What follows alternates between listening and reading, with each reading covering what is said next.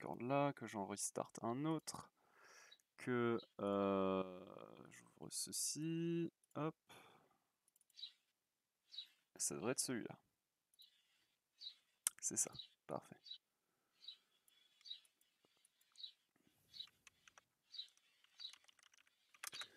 Alors, du coup, pour ce qui est des buffs, que ce soit le red ou le blue, tu vois mon écran d'ailleurs? Oui, ouais, je suis dessus. Super. Donc pour les buffs, que ce soit le red ou le blue, tu peux te positionner dessus, mettre 3 auto-attaques, donc genre auto, auto, auto. Entre les autos, tu peux disposer des spells à chaque fois, donc voilà, Q, W, ce que tu veux.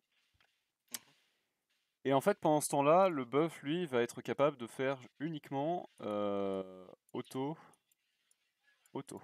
D'accord? Et du coup, en fait, si tu bouges à partir de ce timing-là,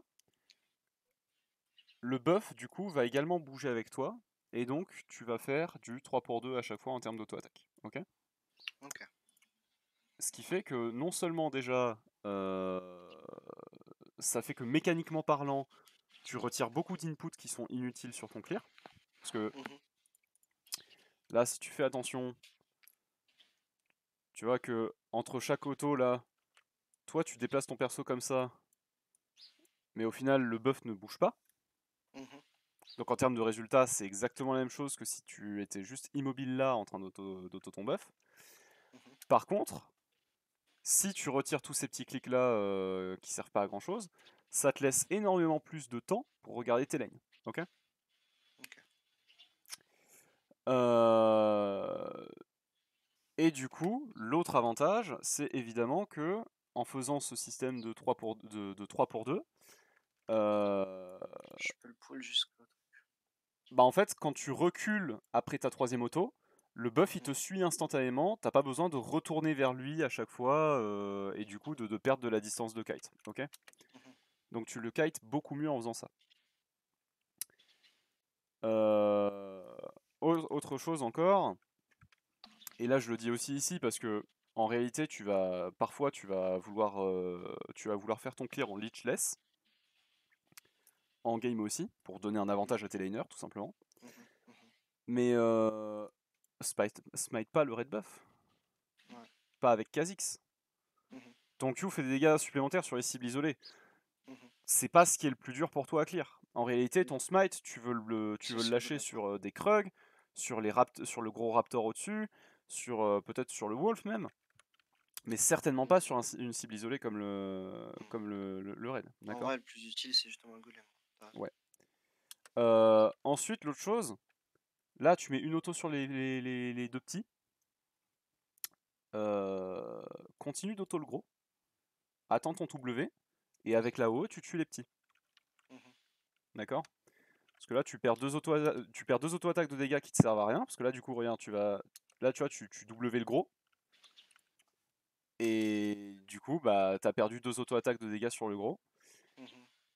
Et ensuite, En pareil, fait, en même. soi, je voulais mettre le Q et justement enlever les deux pour mettre le Q isolé et pouvoir bah, reburst 2-3 fois avec le Q. Ouais, mais en fait, regarde. Et puis là, c'était plus source. Tu vois, le temps que tu perds avec. Au lieu de juste Q. Ouais, bah, j'avais déjà mon Z. Ouais. Voilà, tu pourrais Q normal Mhm. avant, re-attendre le Z, etc. Mhm. Oublie pas de craquer tes potions. Et pareil, contre les deux petits Krug, enfin contre les deux Krug médians, tu peux te mettre à l'opposé à chaque fois de l'un et en fait tu peux te mettre à l'opposé de l'un du coup et kite autour de celui que tu es en train d'auto pour que celui-ci il perde du temps à faire le tour du Krug à chaque fois. Ok? Ok.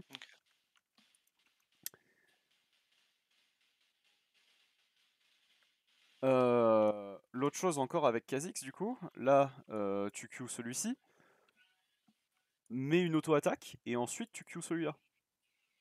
Mhm. D'accord? Parce qu'il est tout seul. Mhm. Mhm.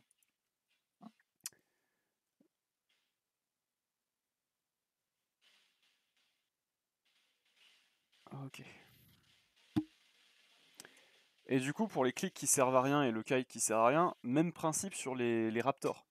Le but de kite les raptors, ce sera toujours de faire bouger les petits pour cancel leurs animations d'auto-attaque, parce qu'ils ont énormément d'attaque speed. Ok. Mhm. Mhm. Donc en fait, si tu bouges, mais que les petits raptors ne bougent pas, C'est pas ça, ouais. ça ne sert à rien. Et l'autre chose ensuite, c'est que sur les raptors, les petits sont à clear en premier, Mhm. parce qu'ils font énormément de dégâts comparé au gros. Le gros qui a très peu d'attaque speed. Du Moi, coup, ce que je fais, c'est que je tape les 3 premiers. Comme ça, j'active mon item. Ensuite, je Q les 2 autres qui, euh, qui ont plus de vie. Et alors, je continue à auto le ce que, raptor, ce normalement. que tu fais, c'est que tu auto-attaques le petit, Ouais, ils ouais, vont tous venir sur toi, tu mhm, Z bien dans le tas, ouais. donc tu actives ton item sur tous, Mhm. et ensuite tu continues de DPS chaque petit un par un, et tu tues les petits en fait. Parce que là, regarde les HP que tu perds, t'es arrivé sur le camp avec 420 HP. Mhm. Et là, du coup, déjà, regarde avec les mouvements que tu fais. Bon, là, en plus, tu perds une auto-attaque. Regarde avec les mouvements que tu fais, les dégâts que tu prends, les mouvements que les petits font. Tu repars du camp avec 200 HP. Mhm. Ce qui n'est pas normal. Ok. Mhm.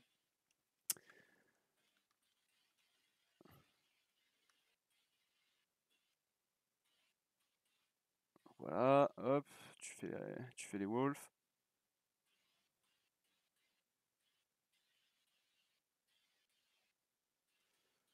Bon, sur les wolves, j'ai pas grand chose à dire.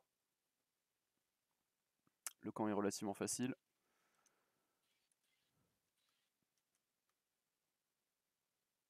Et tu vois, regarde à nouveau toutes ces inputs là qui sont pas très Mhm. utiles. À la place, regarde tes lanes. Ok. Mhm. Ouais. J'avais quelque chose à dire en vrai sur les wolves, c'est que au tout début là, le jump, ça c'est non. Mhm. Si tu te fais invade, dans les 20 prochaines secondes, t'es mort. Mhm. Ou tu dois flash, d'accord. Donc Mhm. normalement tu devrais jamais avoir à utiliser ton E pour clear. Moi, La seule, vraiment, le seul moment où je l'utilise vraiment, c'est quand je fais un clear blue into bot la seule pour fois faire où les raptors. la seule fois où tu peux utiliser ton E pour clear, c'est si tu sais où est le jungler adverse et que tu es en Mhm. train de fast clear. Ok. Mhm. Mhm. C'est la seule raison. Parce que sinon, une décale du support, une décale du jungle, t'es cuit. Je suis mort, Le risque que tu prends ne vaut pas le gain de temps de genre 1 seconde, 2 secondes de déplacement. ouais. Mhm. Et du coup, le Gromp qui est une créature ranged, si tu kites là-dedans, le Gromp il en a rien à foutre. Donc, encore une fois, du coup, tu vois, tous ces mouvements-là sont parasites si le Gromp se déplace pas. Perds cette habitude-là, Mhm. habitue-toi à vraiment faire déplacer le Gromp ou alors à ne pas le kite tout court pour te concentrer sur tes lanes. Ok. Mhm. Et du coup, là, pareil, sur le blue, c'est toutes les 3 auto-attaques que tu peux entrecouper de, de petites. Mais est-ce que le groupe aussi, je lui fais 3 autos et je décale? Non, t'es pas obligé de le kite anyway parce que le Gromp est ranged. Ça sert Ouais, pas à ok. grand chose de le kite. En réalité, le Gromp, tu peux juste l'auto-attaque au corps à corps, le face comme un débile, et Mhm. ensuite reculer vers ton blue buff juste avant de le kill juste pour gagner de la Additionner 3 distance. dégâts. Ok. Ok. Mhm. Le...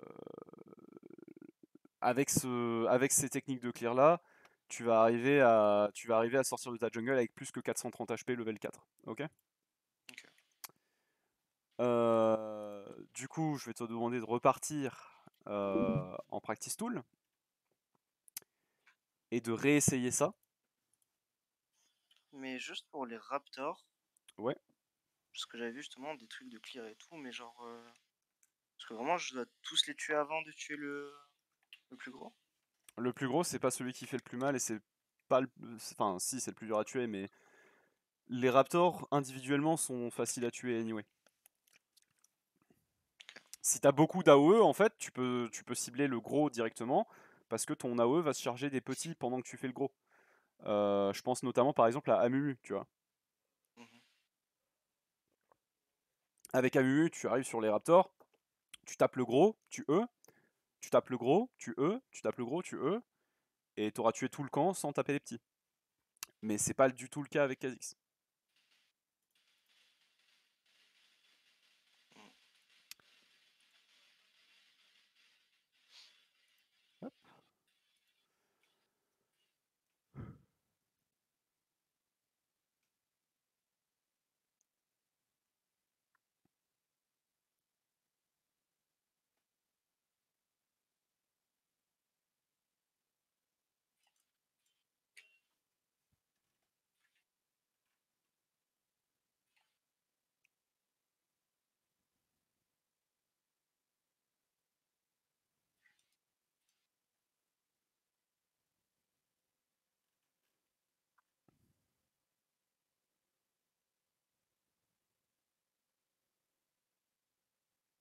Est-ce que je refais la même du bot ou je Fais la pense. route que tu veux.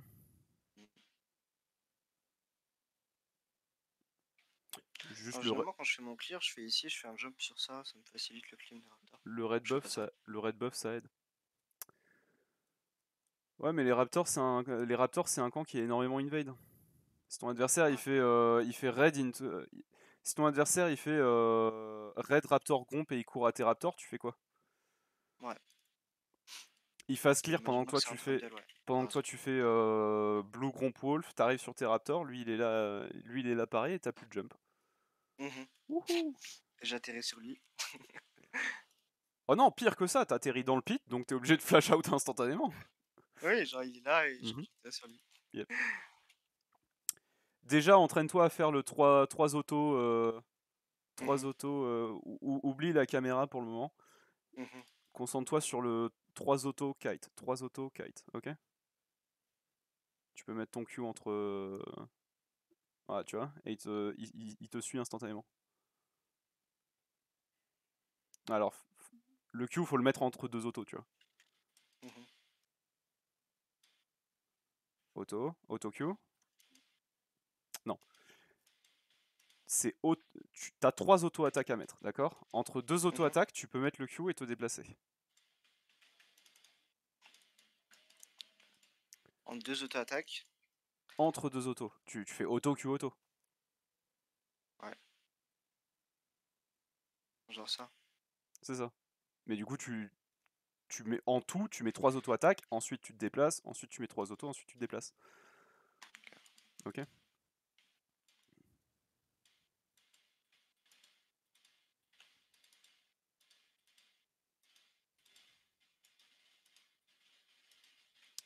Ils servent à rien tes déplacements là, tu le vois. Bah, c'est juste pour cancel le truc.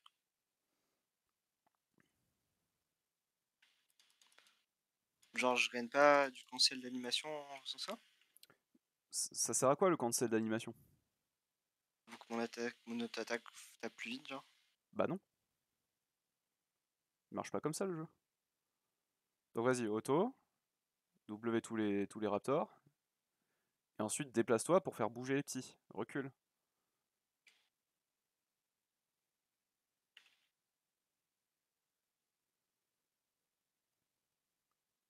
Il va te falloir un peu plus d'entraînement là-dessus. Ouais.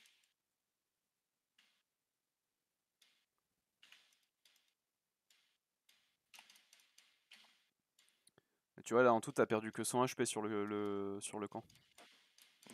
Donc vas-y, auto, auto, Q, auto, et tu te déplaces et tu vois le camp il te suit. Et là du coup t'as mis QZ à la place de auto, donc il a mis du temps à te suivre. Si tu kites pas instant, le timing est très short pour le temps que toi tu mets à mettre 3 autos, lui il en met 2, et si tu te déplaces pas instant, le buff va remettre une auto. Mhm.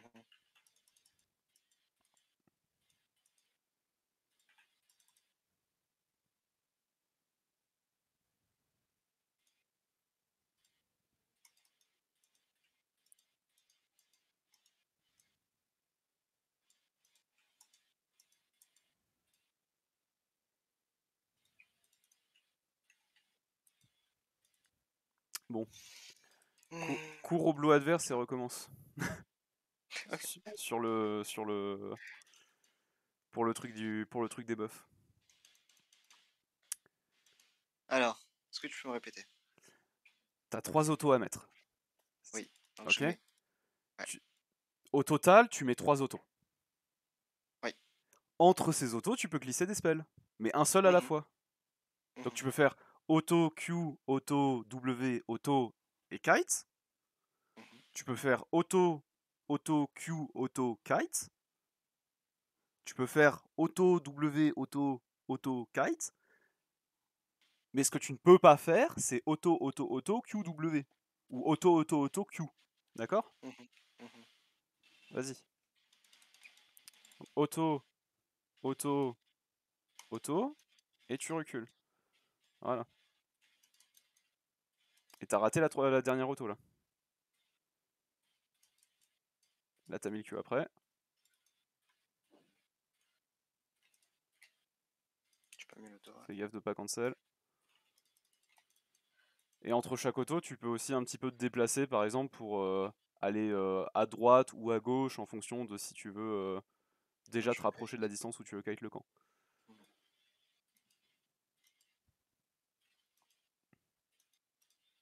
Et pour le gromp, du coup, ça te sert à rien de te déplacer comme ça, tu vois, parce que le gromp il bouge pas, donc pendant ce temps, tu peux regarder tes lanes, tu vois, quand tu fais un vrai clear. Mhm. D'accord?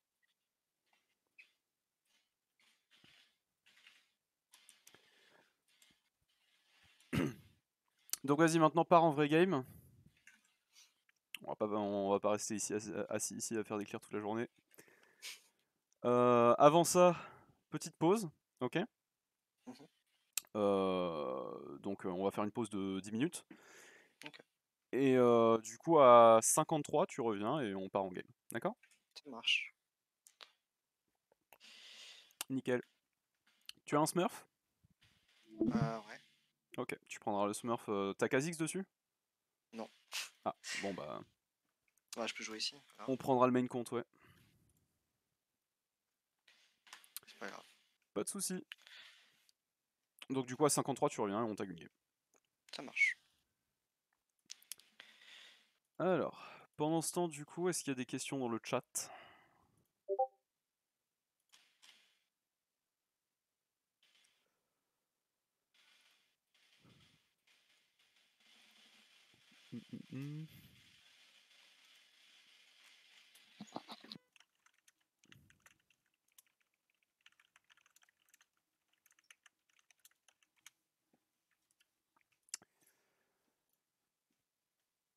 Sherlock, t'es quel elo?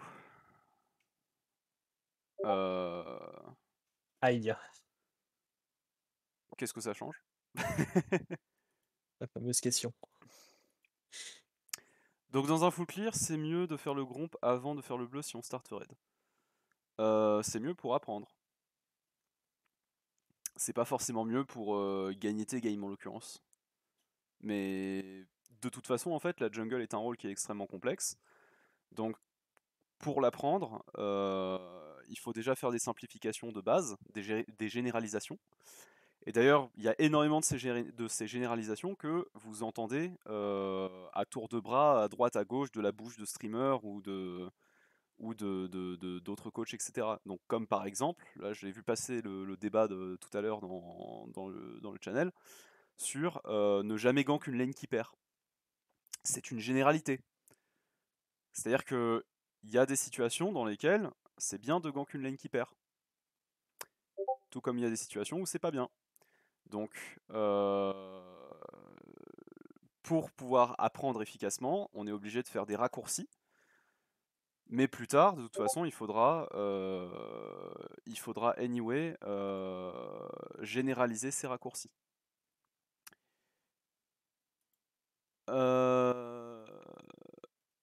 La caméra délock a son importance. Oui et non. La caméra délock, entièrement délock, c'est pas ultra utile non plus. Le semi-lock, c'est amplement suffisant. Le full lock, c'est effectivement de la merde. Ce que j'appelle semi-lock, c'est que tu as une touche sur laquelle tu peux rester appuyé pour avoir la caméra centrée sur ton champion, et que tu peux du coup retirer ton doigt de cette touche quand tu as besoin de bouger ta caméra à droite ou à gauche pour récupérer des informations. De base, de toute façon, regardez tes laners en mettant ta souris sur la map ou en appuyant sur les F-keys, les F1, F2, F3, F4. C'est une nécessité, anyway.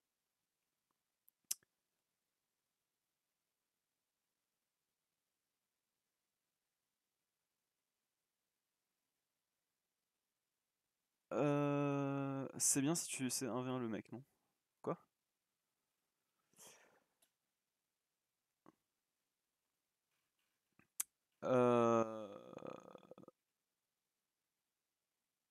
Snowyou, coach mental. Hop. Non, le téléphone, je ne suis pas dispo. Je suis en train de remonter un petit peu pour voir s'il y a des questions que j'ai zappées ou quoi.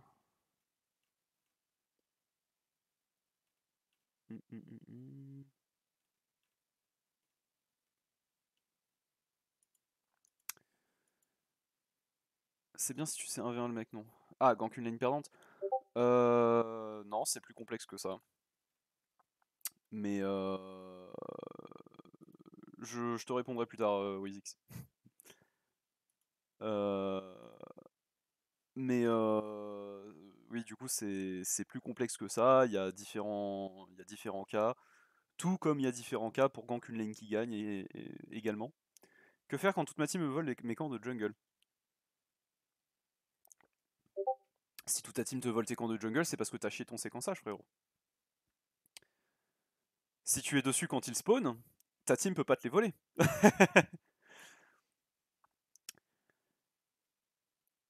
Quand tu joues un jungle qui doit AFK farm jusqu'au level 6, c'est quoi le clear le plus optimisé? Bon, déjà, je vais commencer par dire qu'il n'y a aucun jungle qui doit AFK farm jusqu'au level 6. La nuance est dans le fait qu'il y a des games où tu dois AFK farm jusqu'au level 6. Ça arrive. Mais du coup, le clear optimisé, c'est le clear où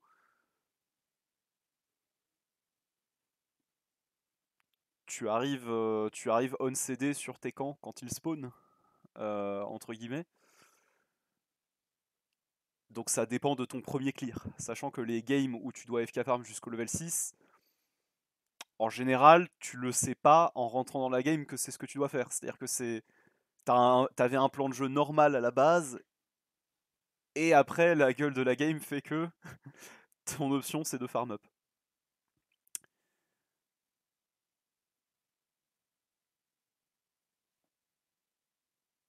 C'est quoi le clear le plus optimisé pour Evelyn? Ça dépend de la game. Evelyn est capable de faire énormément de clears différents. En fait, voilà, par exemple, une généralisation aussi, c'est le fait de penser qu'il y a un clear qui est optimisé.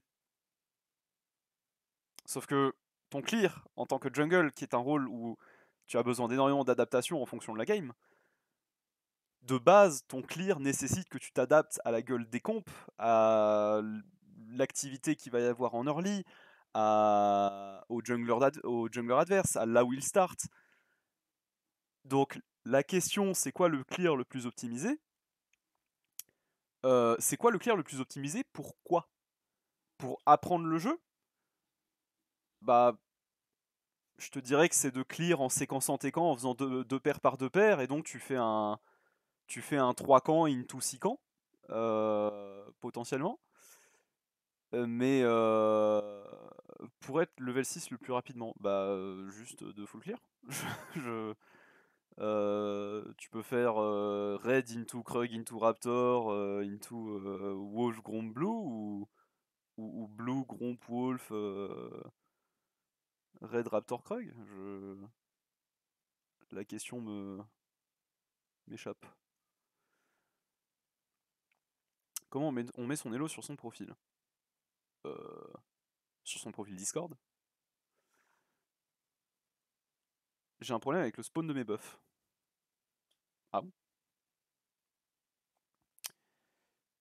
Du coup, Charlie, je vois tout le temps Je te vois tout le temps envoyer tes coachés train en ranked sur Smurf ou pas, c'est vraiment une bonne idée ou risque pas de flinguer la MMR slash Elo du compte si jamais on chain lose. Et encore plus galérer si on le climb par la suite. Alors, c'est une grosse question. Déjà, la ranked est le meilleur terrain d'entraînement parce que tu affrontes des adversaires qui sont à ta mesure. Les gens disent qu'il faut s'entraîner en jouant contre des gens qui sont plus forts que toi. Oui, c'est vrai que c'est bénéfique de jouer contre des gens qui sont plus forts que toi, mais si la différence de skill entre toi et eux est trop grande, tu ne vas pas apprendre. Tu vas juste te faire éclater la gueule sans pouvoir avoir l'opportunité d'apprendre de tes erreurs. Donc déjà, jouer la ranked, c'est un bon terrain d'entraînement. Ensuite, le problème, c'est que faire attention à ton NLO et à ta MMR, ça insinue que en fait, ce que tu veux, c'est climb. Sauf qu'à ce moment-là, ne t'entraîne pas. Si tu veux climb, c'est parce que tu pars du principe que tu es meilleur que l'elo auquel tu es actuellement. Sauf que si c'était vrai, tu serais à cet elo-là. Tu serais pas à l'elo où tu es actuellement. Donc, plutôt que de chercher à climb, cherche à devenir meilleur. Tu climberas après. Sachant que la MMR en silver, gold, plate, je t'assure que c'est une question que t'as pas à te poser. Je parle pour après. Bah après, de toute façon, c'est dans très longtemps, hein, vise long terme. Donc t'auras tout le loisir de remonter ta MMR après. Et de toute façon, c'est pas non plus comme si le fait de train, ça allait te faire activement chain lose des games. Ça, c'est faux.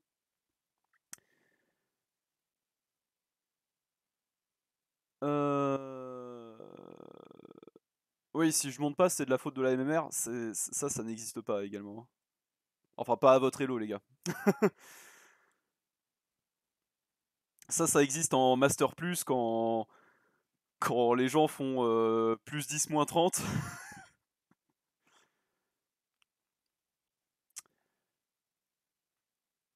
Dédicace à Hallucinate. Tu connais Hallucinate, Wazix? Nope. Ah ouais? Nope, je connais pas. C'était un Je jungler connais. qui... Je sais pas si tu te souviens, mais genre l'année dernière, au début de la saison, la MMR était baisée et du coup, genre les gains de LP étaient une aberration.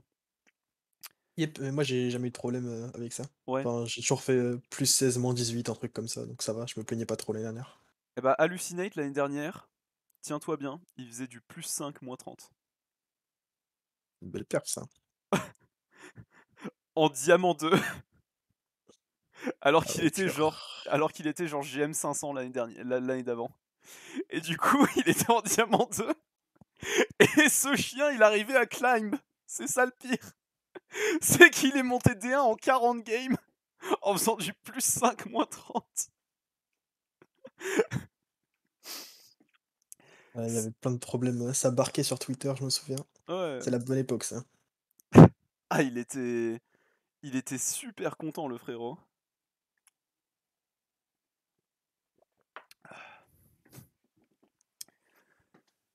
C'est vachement dommage en plus parce qu'il a fait partie d'un des rosters les plus divertissants de la grosse ligue et de l'OTF. Avec Henry Harry, je me souviens même plus il y avait qui au top. Il y avait 10 indices. Et c'est un roster où genre le top laner titulaire, le top mid bot et jungle titulaire étaient capables de jouer les 4 autres rôles. Stylé. Et il y avait que le support qui ne jouait que support. Et en fait, ils avaient tous des champion pool qui étaient genre complètement différents de ceux des autres au rôle. Ce qui fait qu'en fait, genre, ils pouvaient pick n'importe quoi et tu savais pas qui jouait où avant que la draft se termine. Et eux, quand ils draftaient, du coup, ils savaient pas non plus qui allait aller où. Stylé. Et ça donnait des discussions surréalistes du coup en draft où genre ils étaient là à discuter, à dire oh là les gars c'est une putain de game de Kassadin top. Et ils font ok bah du coup vas-y le bot laner va top pour jouer Kassadin là. Mais du coup qui a des carries? Et ils finissaient leur draft comme ça, à la ramasse à chaque fois. C'était une team qui était ultra divertissante. Alors, bon, il n'y a pas de questions, et le petit bro Ryokogyu est de retour. Yes. Donc vas-y, je te laisse remettre ton partage d'écran et on va repartir en game du coup. Let's go. Hop. Donc vas-y, jungle sup. Tranquille, si tu tags sup, tu peux dodge. Enfin, tu peux d'abord demander la jungle, puis dodge. Généralement, quand je fais ça, je toujours jungle. Ça. Yep. Yep, yep, yep.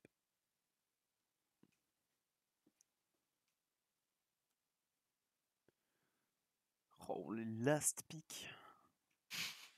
Si Kha'Zix est ban, tu peux rendre Xin ou dodge, selon ta préférence.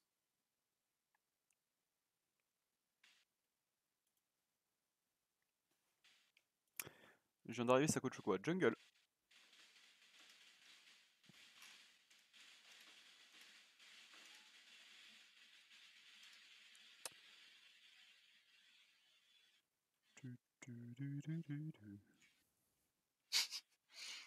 Ça commence bien.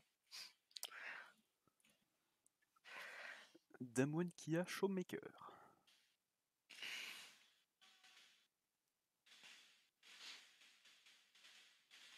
Il avait prépique quoi le midlaner? Qu'est-ce qu'il y a? Il a prépique quoi le midlaner? Lyonnais. Ah. Ça a bagnonné. Ouais. Mama. Un peu mad.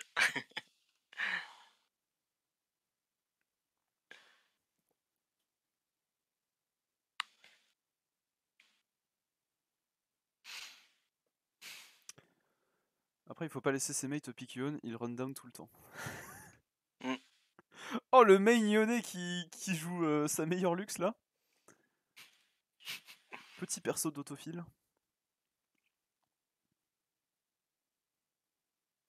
I report you.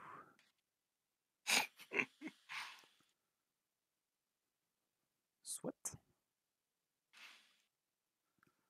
Bon, t'oublieras pas de slash mutual dans la game. La vie de tous les jungles.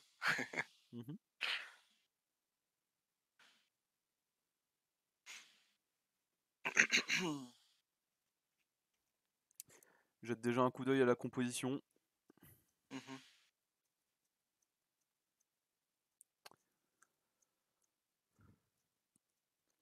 T'as très peu de setup de gank. Une cage au mid. Un tout petit poil de CC au bot.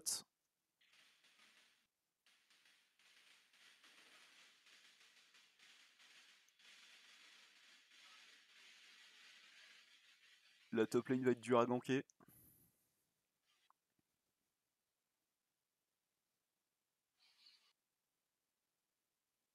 Prends ton Kha'Zix. Un bot aussi, ouais.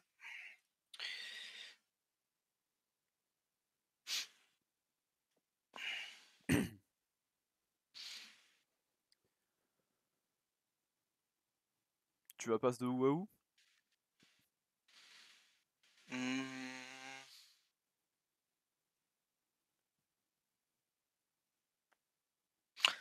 Blue to red. Enfin, to gromp.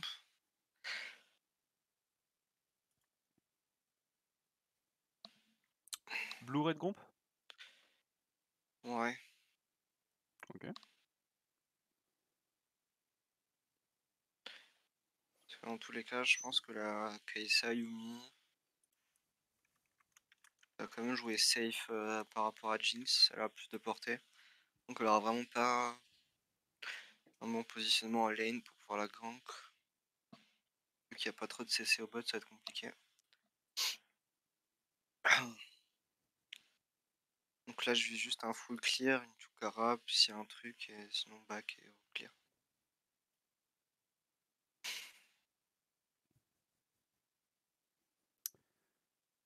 Top, je pense aussi c'est très dur de la gank.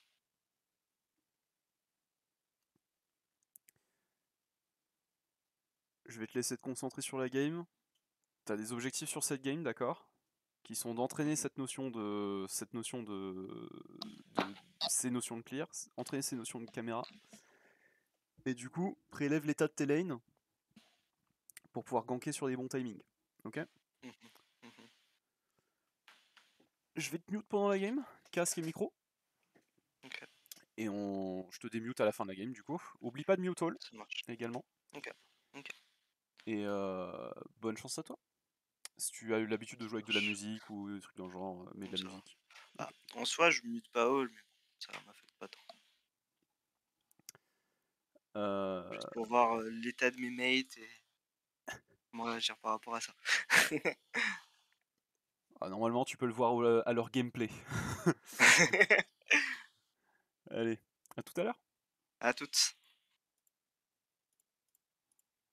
Hop là.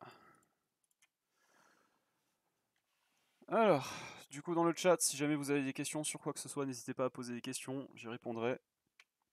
Que ce soit lié à LoL, la méta, l'e-sport, les activités de la structure de coaching, quoi que ce soit.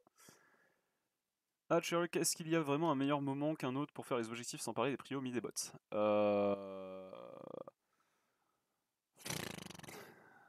Alors, les objectifs, de 1 en low elo, ça ne fait pas gagner vos games. Ok. Il vaut mieux vous mettre bien, il vaut mieux prendre des kills, il vaut mieux prendre des tours, avancer la game et récupérer un avantage conséquent pour vous-même plutôt que de passer du temps à faire un objectif alors que vous avez mieux à faire.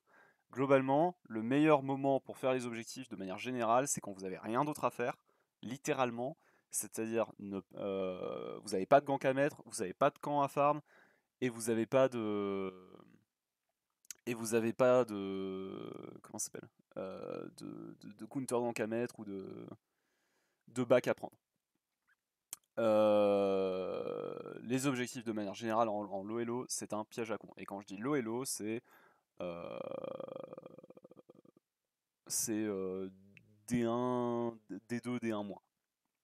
À partir de ces moments-là, les objectifs commencent à beaucoup plus gagner en importance.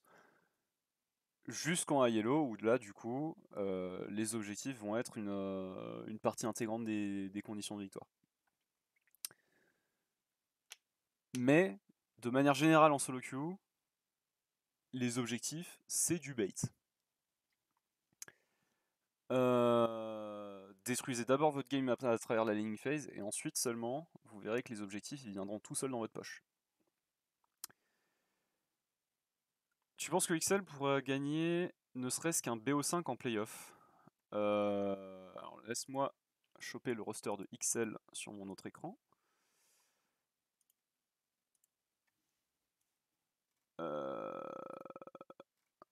Ils ont qui? Ils ont Finn, Marcoon, Nukeduck, Patrick, Advien. Ah non, c'est vrai, ils ont plus Advien, ils ont Mikix. Oui. Oui. Ça m'a l'air faisable. Après, ce sera un long et épuisant 3-2, mais ça m'a l'air faisable. Est-ce qu'ils vont gagner? Ça, j'en ai absolument aucune idée. Est-ce qu'ils peuvent gagner? Oui, tout à fait.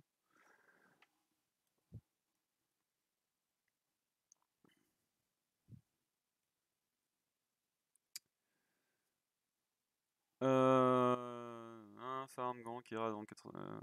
Pour le coup, ils sont juste en haut du panier, mais ils sont dans le même panier. Oui, moi j'ai l'habitude de dire que ils sont dans le même sac poubelle, mais que c'est un sac poubelle plus brillant, quoi. Ça veut dire qu'en low elo, c'est mieux que je laisse les 2 premiers drakes à mon adversaire. C'est pas ce que j'ai dit. J'ai dit que en low elo, concentre-toi sur éclater d'abord la game à travers ta laning phase. Tu verras que ton adversaire sera pas en mesure de pouvoir faire les drakes. Et du coup, il y aura forcément un moment creux où tu pourras pas aller chercher tes adversaires et où du coup, tu n'auras rien de mieux à faire que le drake. À quoi ça sert de reverse son clear? Tu veux prendre cette question, Wizix? OMG, ma question préférée.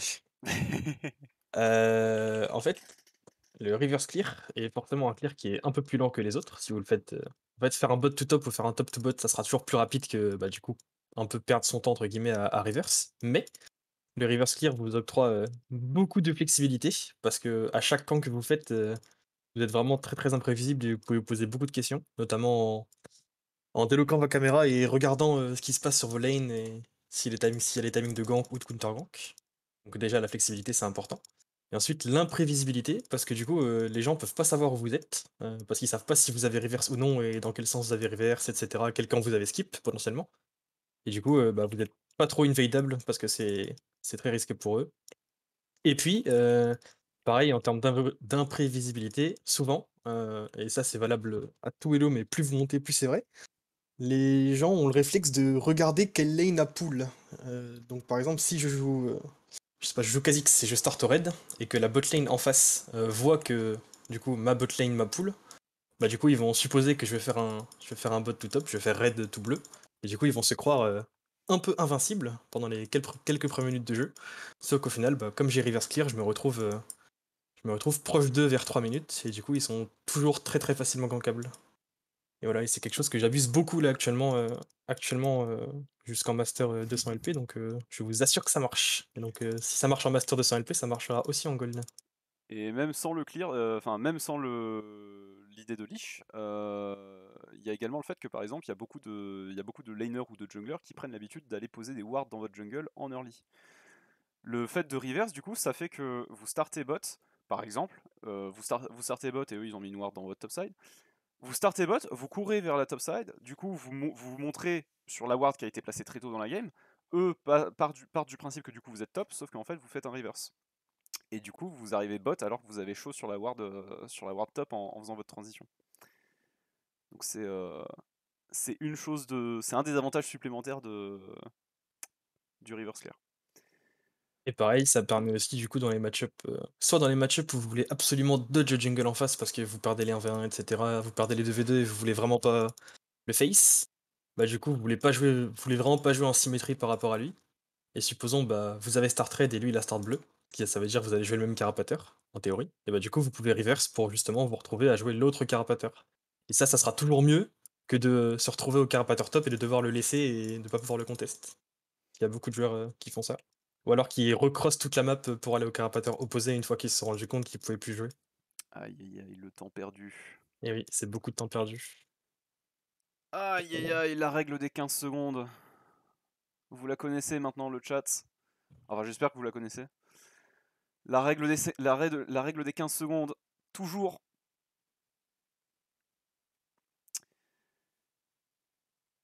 Toujours, toujours. Mais qu'est-ce qu'il fait?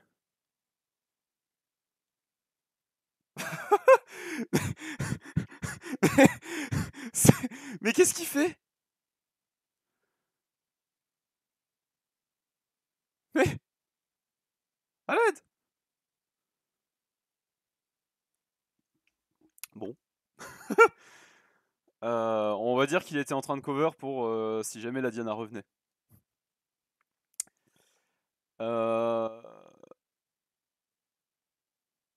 Mais oui, du coup,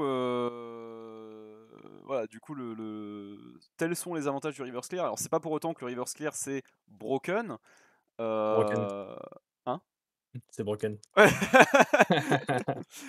En vrai, petite nuance, c'est broken surtout avec les personnages qui font que 5 camps, qui font pas les 6 camps en 3 minutes 20 là. Avec les personnages qui n'ont pas l'habitude de trop full clear, c'est vraiment très, très fort. Parce qu'en gros, le temps que vous perdez à ne pas full clear et à attendre le carapateur, c'est du temps que vous pouvez utiliser à reverse du coup. Je pense à Kha'Zix, je pense à Ali, je pense à Jarvan, je pense à Trundle, tous pour ces moi, trucs-là là. pour moi, la définition de quelque chose de broken, c'est que ça fonctionne même quand tu sais pas ce que tu fais. Bah, Et, je t'assure que et bon après c'est débattable. pour moi, même si tu reverse clear juste systématiquement parce que tu penses que c'est broken et que tu sais pas t'en servir ou que tu sais pas, genre tu le fais de manière random, ça a beaucoup beaucoup moins d'avantages IMO que certains clears plus classiques, Ouais, c'est aussi vrai. genre un fast clear ou un 4 camp into dive ou un full clear classique. déjà ça, et ensuite pour apprendre le jeu, pour apprendre les bases de la jungle, à savoir le clear, le pathing, le séquençage, etc. Un simple pathing, c'est très bien, ça fait très bien le taf. Vous n'avez pas besoin d'apprendre déjà à reverse clear.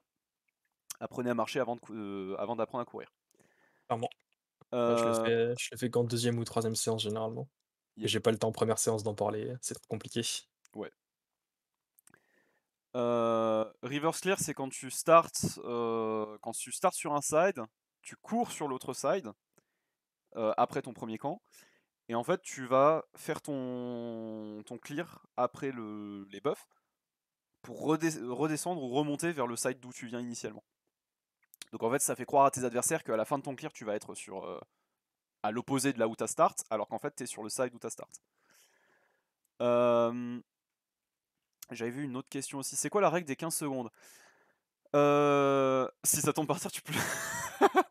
Non, la règle des 15 secondes, c'est que il y a une map qui est épinglée. Enfin, il y a le Twitter d'une personne qui est épinglée sur Contenu Coach, dans le channel Contenu Coach. Et sur son Twitter, vous pourrez trouver du coup une map de League of Legends avec un petit quadrillage qui vous indique en fait les distances sur la map en termes de temps. Et du coup, la règle des 15 secondes, c'est qu'en fait, vous regardez cette map et vous vous dites, bah c'est très simple, si je mets plus de 15 secondes à aller à un endroit, parce que le 15 secondes c'est la durée maximale d'un fight, en général, si je mets plus de 15 secondes à aller à un endroit, l'action sera terminée avant que j'y aille. Donc il n'y a pas de raison que j'y aille. Du coup, la règle des 15 secondes, elle dit que si un endroit est à plus de 15 secondes de là où vous êtes, ça sert à rien de courir dessus pour rejoindre un fight.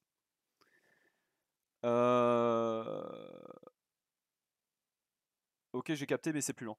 On vient d'expliquer du coup que oui, c'est un petit peu plus, un tout petit peu plus lent, mais que il y a plein d'avantages et il y a également une paire de désavantages. Encore une fois, c'est plus lent que si vous avez un personnage qui de base est capable de faire les 6 camps. Oui. Parce que sinon, c'est pas plus lent en fait. C'est juste que vous utilisez votre temps à marcher au lieu d'attendre. Et du coup, c'est rentable. Si je suis nu et que je roule plus vite que la moyenne, je peux y aller. Euh...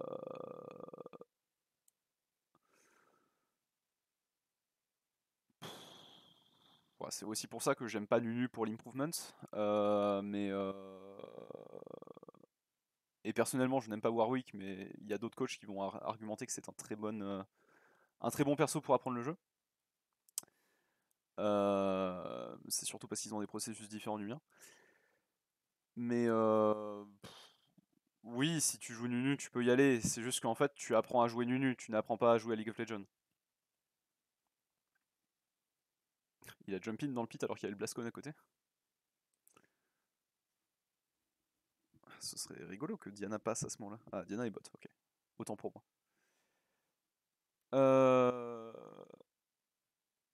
Je viens de tacler les mecs Nunu. Non. J'ai pas taclé les mains Nunu.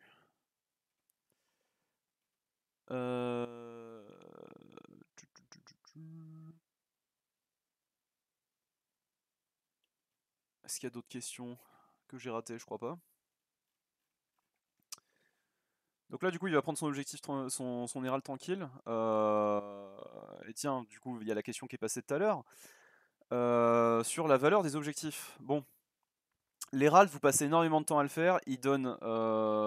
L'herald, il vaut un demi-camp en termes de gold et d'XP. Sauf qu'en fait, l'intérêt de l'herald, c'est de le poser pour 1. Ouvrir une tour, ou 2. Prendre des plates. Quoi?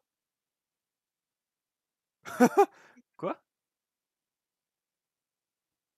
Mais...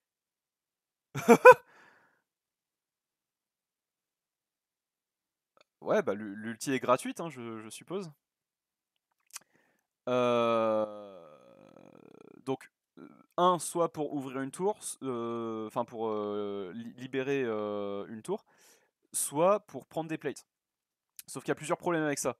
De 1, quand vous posez votre herald sur la lane, vous partagez en général, ce qui se passe, c'est que vous partagez les golds des plaques avec votre allié qui est là.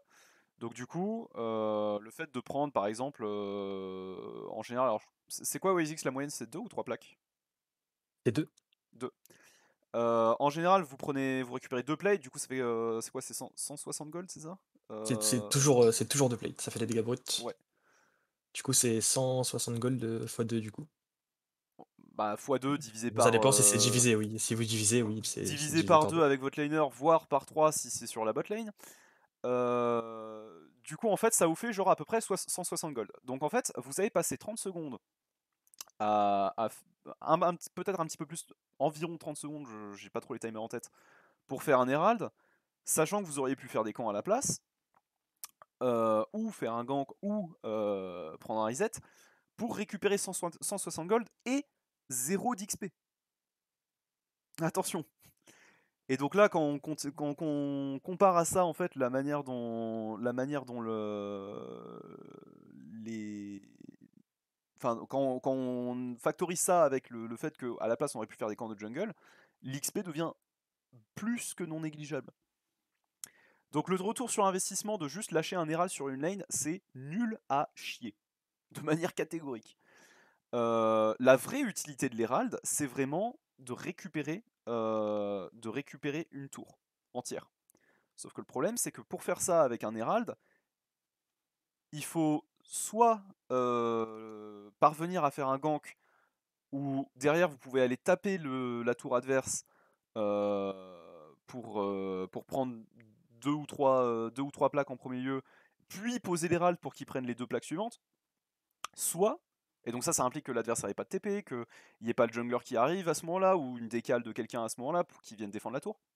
Soit que vous venez gank sur une lane où votre laner a déjà gratté la tour préalablement. Et donc, c'est assez situationnel. Et là, si vous n'avez pas les capacités de savoir que vous pouvez créer ce genre de situation plus tard dans la game, l'Herald devient un pari qui est beaucoup plus, beaucoup moins payant que le simple fait de faire des camps, qui aura un payoff qui sera beaucoup plus constant, souvent beaucoup plus value, et qui vous coûtera très peu de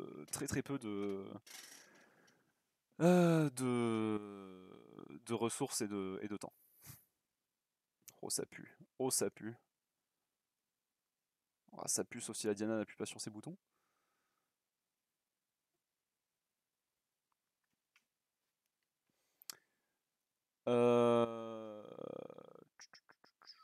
Il a évoqué le R là, oui, sans doute. C'est pas ça qui me choque le plus. C'est quoi le rank de sa game? Ça change quoi? L'héros, il faut le placer sur quelle lane en général?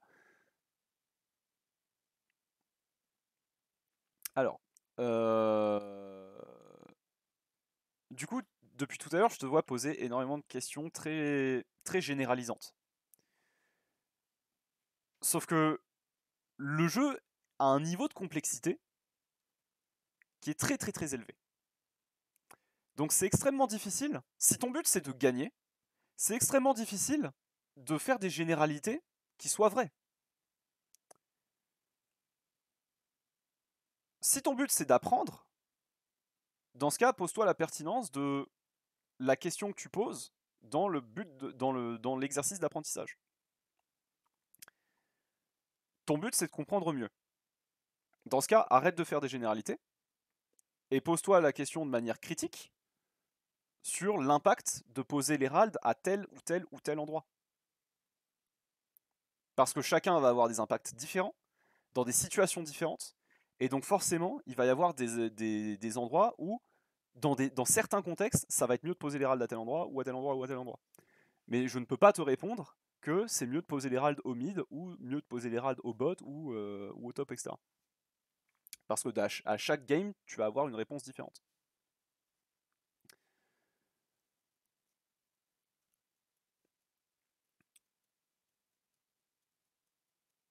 C'est quoi le rank de sa game? Silver Gold? Dis pas à Sherlock que je l'ai dit.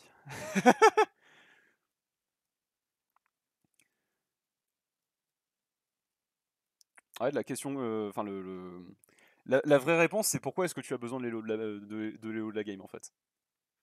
Parce que là, tu le vois jouer, et il y a des erreurs qui sont là en silver, qui sont là en gold, qui sont là en bronze. Donc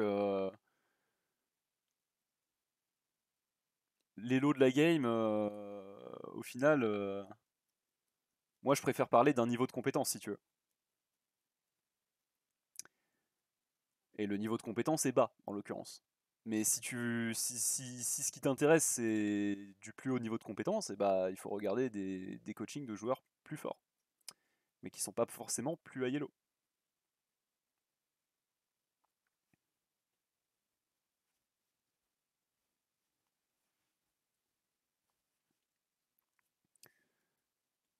À ce propos-là d'ailleurs, par exemple, l'elo, quand les gens cherchent des coachings très compétents, ils vont systématiquement se diriger par exemple vers des coachings de joueurs très high elo. Par exemple, Challenger, au hasard. Mais du coup, par exemple, je vais prendre l'exemple de Sawyer, qui est un jungler Challenger 700, entre 700 et 1000 LP. Wazix, un avis sur Sawyer? Je connais pas ton random. Ok. Eh bien, c'est un des pires joueurs de jungle que j'ai vu de que j'ai vu de ma vie à ce niveau-là de jeu. Et du coup, je recommanderais son gameplay ou ses VOD à absolument personne. Par contre, Wazix, qui est selon moi du coup un excellent jungler, tu me rappelles ton elo actuel, Wazix, s'il te plaît? Ouah, t'es trop pipou. Je suis à 217 LP, exactement. Voilà. C'est pas. Et il y a un mois par exemple, t'étais à combien? Moi, j'étais en solide D2. Voilà. Donc en l'occurrence, ne vous préoccupez pas de l'élo des gens que vous regardez. Contentez-vous simplement de trouver des gens qui, ou bien vous savez qu'ils sont compétents parce que vous avez les outils pour le voir, ce qui est régulièrement le cas de très peu de personnes, ou bien vous connaissez des gens qui savent que ces gens sont bons. Ou alors vous entendez ces gens discuter du jeu et vous avez l'esprit critique pour vous dire que ce qu'ils disent est fondé et logique. Et donc ce sont effectivement des gens compétents. Euh...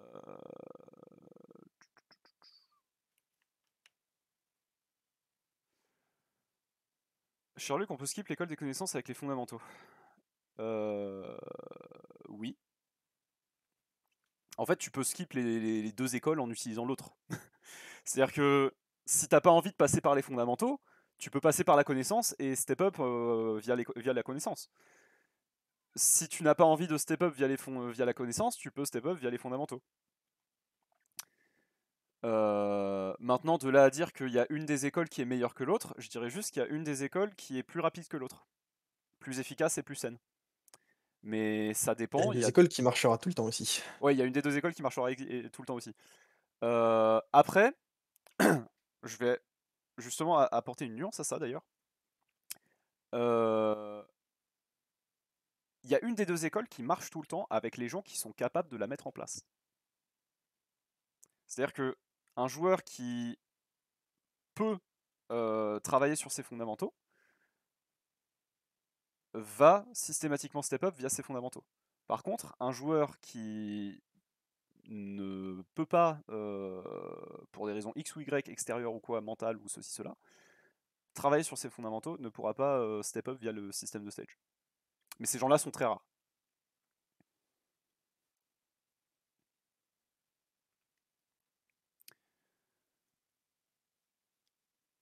À quand un coaching de mecs plutôt haut elo slash compétents en lane ou en jungle? Il me semble Euh, quand tu publies, t'as jamais dépassé un elo à peu près correct. c'est vrai. Et genre curieux de voir ce que tu racontes avec des gens qui font pas les mêmes erreurs. C'est vrai, c'est vrai. Mais en fait, le problème, c'est que pour la jungle, en fait, je pense que j'en ferai jamais. Pour la simple et bonne raison que en coaching jungle à plus haut niveau de compétence, je parle de concepts que j'ai pas envie de parler en public. Enfin, dont je n'ai pas envie de parler en public. Pourquoi? Pour ton propre business, tu penses? Non, pour le simple fait que les gens ne devraient pas se concentrer sur ces concepts-là. Genre la simple notion de tempo. Je suis un peu un connard de dire ça parce que Ah oui, tu veux dire que ça va influencer les mecs plus bas elo à se focus sur des trucs qui servent à rien et... voilà, c'est ça. Oui, oui, je vois l'idée, je vois l'idée. Si je D'accord. me mets à parler de tempo en coaching jungle avec quelqu'un de plus compétent, Ouais, CFF. bah ouais, c'est ça. Genre les gens vont être là en Je mode vois. ah oui, la tempo, non, clear. Déjà, apprends à clear. Ah oui, oui, les golds, là, j'ai 800 gold, je back, c'est ça? Ah oui, Oui. c'est ça, tu vois. Et du coup, c'est vraiment des trucs que j'ai pas envie d'aborder en public. En lane, par contre, je pourrais en faire. Je pense Oui. que un jour je ferai une semaine à Yellow, peut-être. Oh là là, En fait, faudra un meeting. je pense que ce que je vais faire du coup, c'est que vers novembre, vers septembre, octobre par là, je ferai une séance, enfin une semaine du coup d'ultra coaching, vu que ce sera la fin de l'OTF et du mercato en France. Enfin, ce sera la fin la fin de la saison en France, et je ferai une saison à Yellow coaching où une fois par jour, je fais un coaching public avec des joueurs à Yellow du coup. Ok. Bon, c'est dans 8 ans, mais stylé.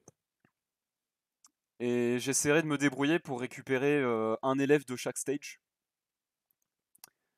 Où du coup, je ferai un coaching stage 1, un coaching stage 2, un coaching 3, un coaching 4.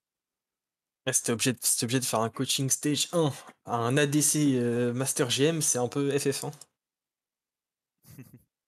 quand même. Oh, il va falloir smite là. Mais, mais ouais, je vois.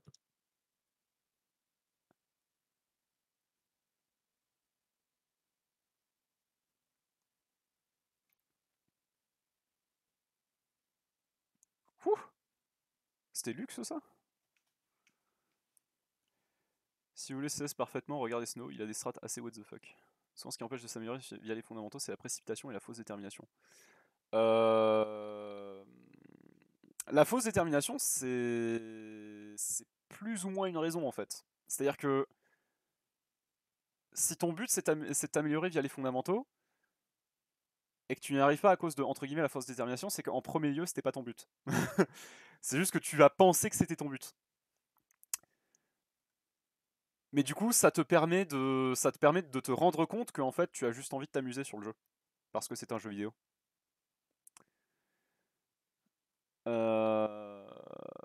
Oh d'ailleurs, Wizix, faudra qu'on discute dimanche, je pense. Je serai dispo dimanche. Hein? Je serai dispo dimanche. Pixel. Faudra qu'on discute un petit peu parce que j'ai une paire de choses dont j'aimerais parler avec toi. Ça marche. Est-ce que ça a un rapport avec le F?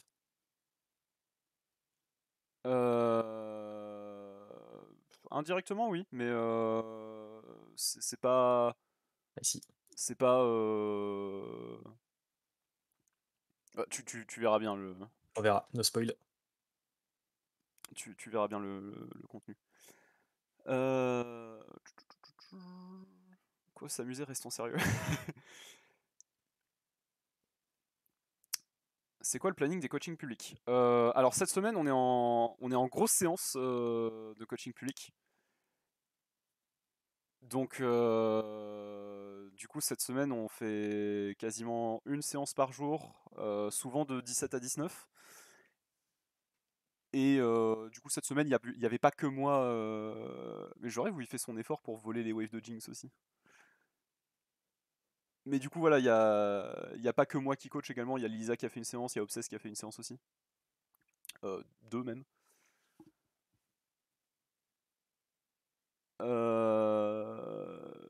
Et sinon, de manière habituelle, en semaine normale, donc hors les semaines d'OTF, Il y a une séance le mercredi de 18 à 20 et une séance le samedi de, je crois, 15 à 17. Oui, c'est ça. Et demain d'ailleurs, ce sera Europe Session qui fera à nouveau une séance de coaching. Puisque moi je serai occupé en scrim avec l'équipe. La Tikoko Academy.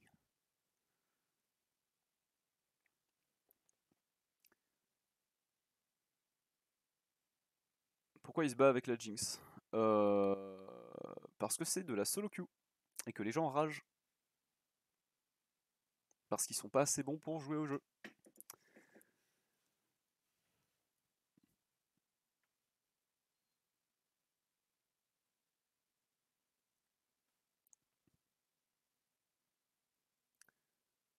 Oh là là, oh là Irelia. Oh là là. Oh le shieldbo. Ah c'était vraiment pas le catch qu'ils avaient envie de faire. Bon après mécaniquement... Disons que si le Kha'Zix avait mis ses spells à la place de bouger dans le tribouche, il aurait peut-être tué quand elle était sous polymorphe et ça se serait mieux passé.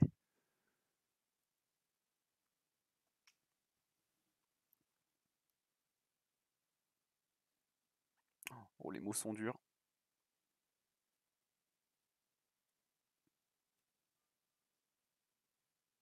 Les mots sont durs et les mois sont noirs.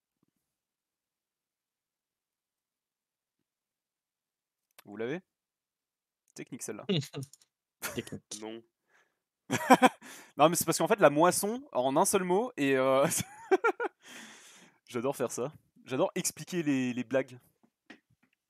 Ouais, mais Je quand trouve que t'expliques une blague, c'est toujours moins marrant. oh, moi je trouve ça encore C'est ça le plus marrant. problème. Ouais, c'est plus marrant pour toi, mais Ah ouais. pour l'autre, il a toujours pas compris quoi. Mais non mais justement ça crée un deuxième effet comique. Voilà, c'est plus cringe donc c'est plus marrant. Exactement. C'est vrai. Technique nonobstant, j'ai la référence. Raya. C'est quoi un petit peu là le... Il y avait la question tout à l'heure là sur XL. C'est quoi les teams qui sont là? Enfin, là on est en semaine 9, non pour, Non mais ouais, il y a 97,3% que Excel se qualifie en playoff. Ok, Donc, ok. le seul scénario où ils passent pas, c'est celui où SK et Mad Lions font tous les deux 3 wins cette semaine. Et Ok, que Excel fait 0-3. Hop. Bon retour par Ligno. Hello, hello. Yo. Je vais te laisser prendre une nouvelle pause du coup de 10 minutes. Ok, Revenir après, on partira en review. D'accord? ça marche. Ok. Pixel.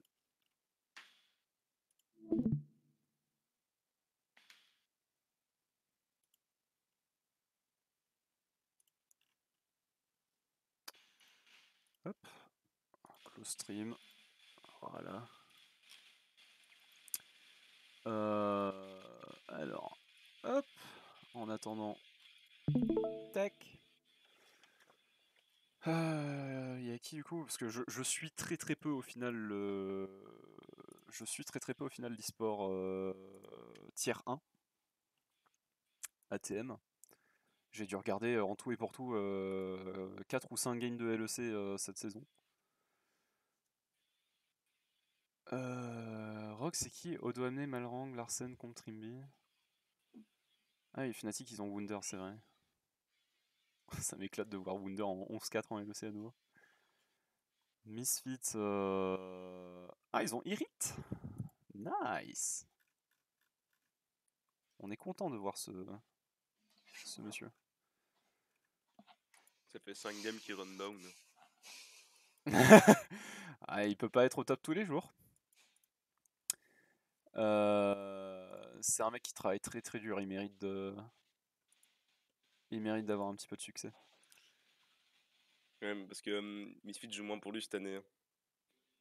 En même temps, ils ont qui au vote? Néon? Mersa? Non, il Je joue sais pas beaucoup qui pour VTO maintenant. Ah oui, il y avait Théo. Ouais. Logique. Logique. Il y a Bibi au top. Yankos, Caps, Flaquet, des Targamas. Et Vitality, c'est la super team, c'est ça? Il joue encore leader ou c'est que Perks? Non, il est sub là. Enfin, il est inactif. Il fait de la solo queue. Pas de chance, leader, pas de chance. Aïe aïe. Ok, ouais, du coup. Du coup, Excel Vitality. Ouais, Excel peut, je pense, battre G2. Battre Misfit également. Fnatic, ça devrait être compliqué. Rock peut contre-perf. De ce que du peu que j'ai vu, Malrang est un petit peu inconstant, donc normalement il devrait y avoir. Question semaine pro, il y a des coachings de prévus. Il y a des coachings toutes les semaines. Donc oui, semaine pro, il y a des coachings. J'ai très envie de voir un coaching mid, j'en ai besoin. Ben, passe en coaching. Tu peux même postuler. La manière dont vous passez en coaching public, c'est que dans les 3 jours qui précèdent la séance, vous postez votre profil avec OPGG, petite phrase de motivation. Et j'insiste bien sur petite phrase et pas grand paragraphe. Petite phrase de motivation dans ce channel là, chat vocal coaching. Et si votre profil est intéressant, je vous sélectionne.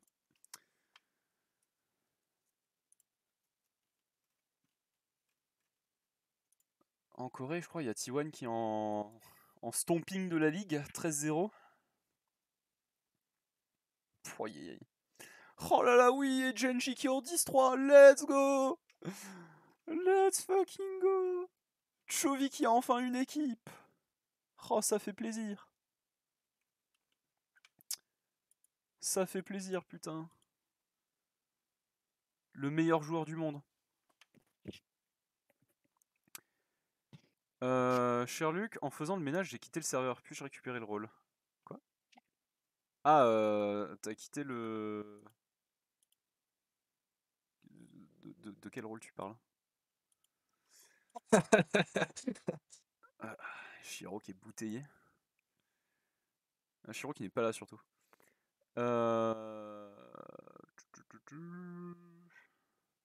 Il est con, laisse-le, il est con. Ok. Ça me met bien. Anwa Life qui est en 3-11. Cette organisation où il n'y a rien dedans, vraiment. Katie Rolster, ils sont toujours en LCK? Eh ben. Ils avaient pas quitté la LCK à un moment. Genre, ils s'étaient fait rétrograder en CK. Africa Frix, DRX. Et Damwon, c'est qui leur top? Burdol et Hoya, ok. Avec Deokdam et Kielin. Il est fort Deokdam. Il est fort. En parlant d'AD carry fort, il y a Berserker chez C9, non? Oh oui. Oh, il est stock ce mec. Imagine, t'as les 2 meilleurs AD carry de la région dans ton roster. Plutôt stock. Hop. Gumayushi, meilleur AD carry LCK selon toi?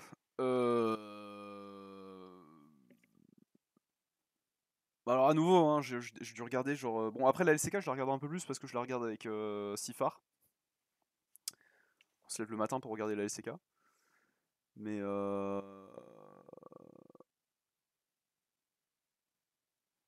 ouais, je pense que Gumayushi est mécaniquement supérieur. Après en termes de macro, c'est très difficile à évaluer. Genre,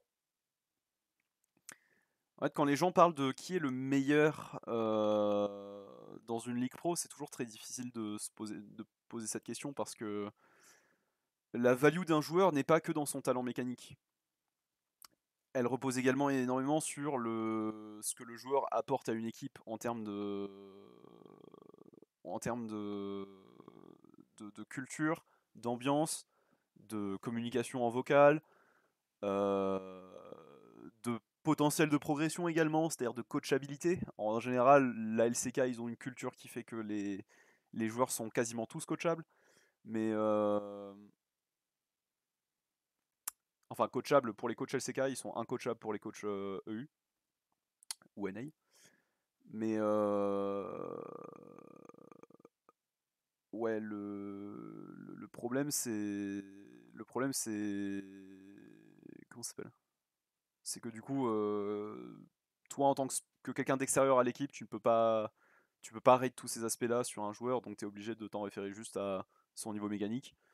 Et pour le coup, ok, ouais, Gumayushi c'est le meilleur.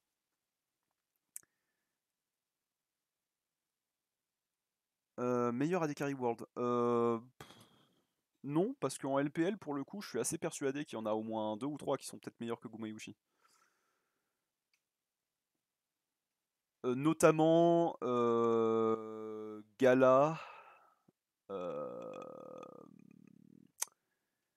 l'ancien AD Carry de LGD là, comment il s'appelle? Kramer, je crois.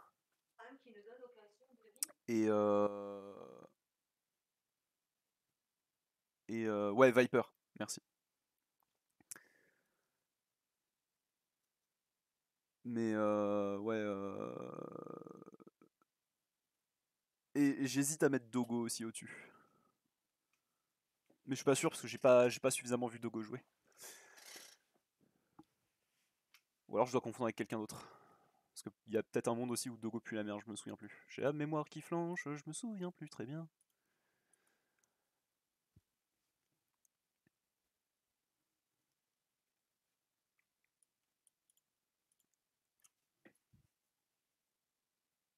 Et en l'occurrence, le rôle, les deux rôles qui sont les. Enfin, les deux rôles. Non, le rôle qui est le plus dur à rate en termes de. En termes de force et de faiblesse, c'est la jungle. Les gens ont des avis qui sont éclatés au sol quand il faut rate les jungle pro. En solo queue aussi, hein. Et quand je dis les pros, après en solo queue, c'est un peu plus facile de rate les junglers. En En team, fait, ça dépend parce que. En fait, ça dépend qui parle. Si c'est Shrek qui parle, qui a une connaissance du hockey, ça me va. Si ouais, c'est des random ADC OTP toute leur vie ou des random millénaires toute leur vie qui sont là en train de t'expliquer pourquoi il faut absolument que tu les ganks et qu'ils ne comprennent rien au principe de la jungle, non mais voilà, genre, dur, tu vois. Et c'est pour ça que le rôle est hyper toxique, quoi. oui, de base en fait, il faut soit un jungler, soit quelqu'un avec une excellente analyse de jeu pour pouvoir parler de niveau en jungle. Et ensuite,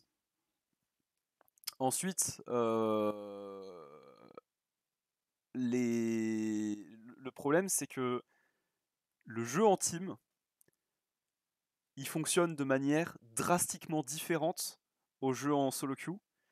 Et pour pouvoir analyser un jungler d'équipe, il faut au minimum soi-même avoir participé à un certain degré au moins à du jeu en équipe ou à de l'e-sport très haut niveau.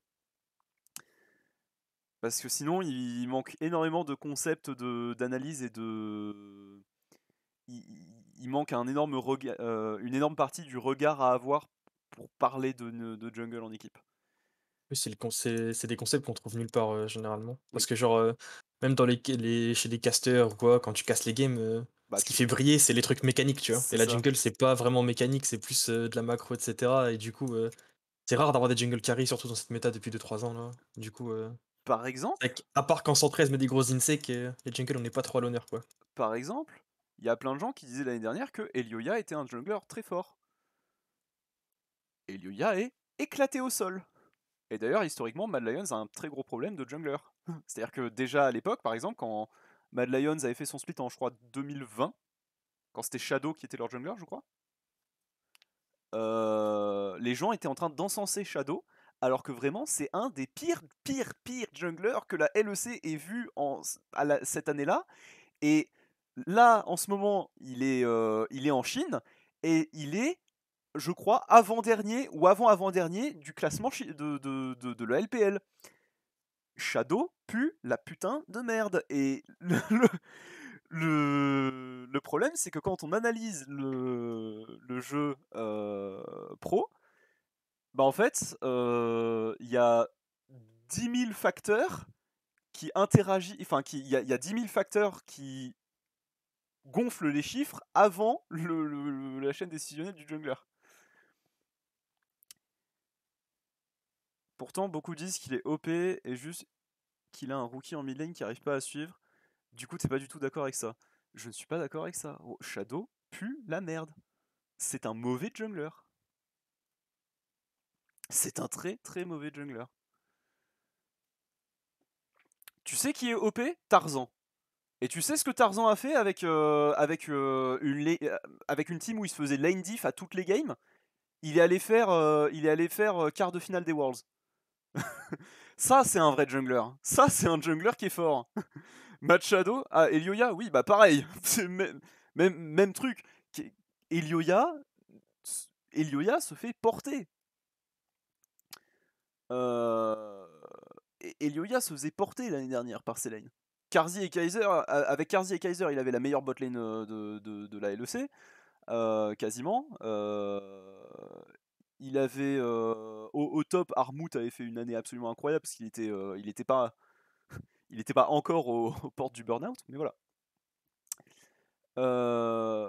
Alors, du coup, je vais cut le record.